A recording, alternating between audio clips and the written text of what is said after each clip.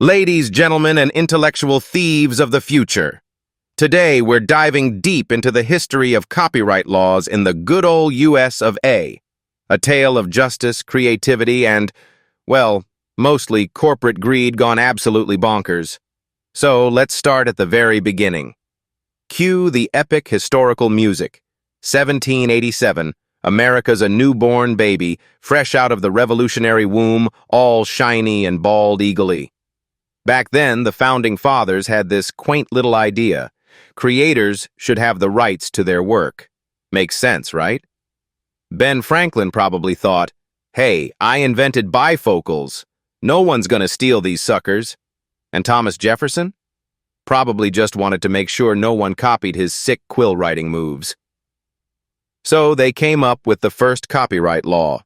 14 years, plus an extra 14 if you were really feeling greedy. Simple, right? That's it. You get your 2 decades to enjoy your creation, and then, boom, it's public domain, baby. Because, we had this wild idea that eventually things should belong to everyone. But, oh no, no. As time went on, people started thinking, why stop at 28 years? Why not 42 years? Then it was, why not 56? I mean, if 14 years is good, then why not let people hoard their creations like dragons sitting on piles of gold for centuries? Fast forward to the 1970s. Disney, our favorite little rodent overlord, took one look at Mickey Mouse, who was about to hit public domain like the iconic little squeaker he was, and they panicked. They screamed, "No, you can't have Mickey! He's our cash cow, Mouse!" So what did they do? They took their big old bags of money, marched right up to Congress and said, "We need more time, just a little more time. Pretty please." And Congress? Of course, they caved. They extended copyright again, and then again. Suddenly, we had the Copyright Act of 1976, locking down creative works for 75 years or until the sun burns out, whichever came first. But wait, we're not done. In 1998, Mickey was about to break free again, and guess what? Disney swooped in like a protective parent on a sugar-fueled toddler in a toy store and said, "Not on our watch." Enter the Sonny Bono Copyright Term Extension Act, affectionately known as the Mickey Mouse Protection Act, because let's face it, that's what it was. Now copyright lasts for the life of the author plus 70 years, because clearly, your great-great-grandkids need to keep cashing in on that sweet Mickey money. I mean, come on. You've got authors and artists who can't even find their original birth certificates, but they're expected to keep track of copyright for 3 generations? Oh, sorry, ma'am. Your grandchildren's grandkids can't legally quote your poem until the year 2372. Them's the rules. This whole thing started as a way to protect creators from getting ripped off. And now it's just a corporate license to chokehold the public domain like an overpaid bouncer at an exclusive club. Sorry, you can't come in.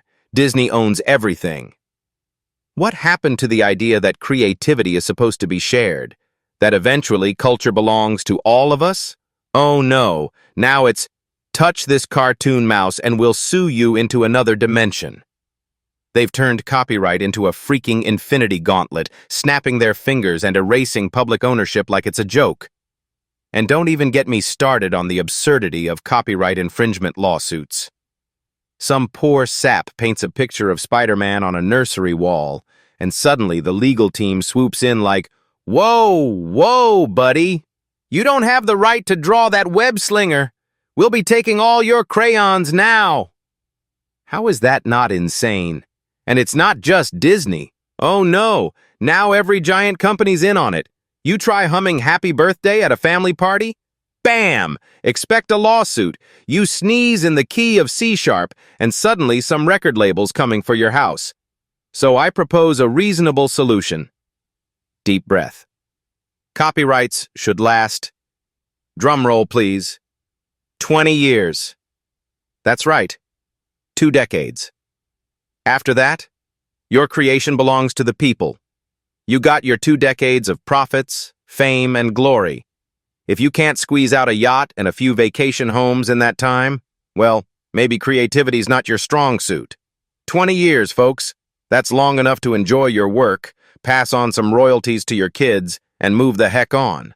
I mean, do we really need to be guarding Mickey Mouse until the year 3050? Does the 9th reboot of Star Wars really need another copyright extension? But you know what? Screw it. Pauses dramatically. Forget the 20 years. Abolish all copyright laws. Yeah, I said it. Let's just set creativity free. You want to remix the Mona Lisa with SpongeBob SquarePants and slap it on a t-shirt? Do it. Want to write a new ending to Game of Thrones where the dragons open a bakery? Go for it. Make Spider-Man and Batman team up to sell tacos on the moon. Why the heck not? If corporations want to hoard creativity like a greedy smog sitting on a pile of public culture, then I say we bust open the vaults, toss out the keys, and let the world go wild with it. No more copyright police breathing down our necks. No more waiting 200 years to use a clip of an old-timey cartoon. Let creativity flood the streets like a digital Mardi Gras. Abolish copyright. Let it burn. In conclusion, it started with a good idea. Protect the little guy. And then it got hijacked by mega corporations with more lawyers than sense. And now we're stuck in a copyright hellscape where everything belongs to someone forever. So, I say, let's get rid of it all. Copyright? Poof. Gone. Let's get crazy. Let the world remix everything until it's all one big, beautiful mess. Because if we don't, well, Disney's probably going to copyright Oxygen next.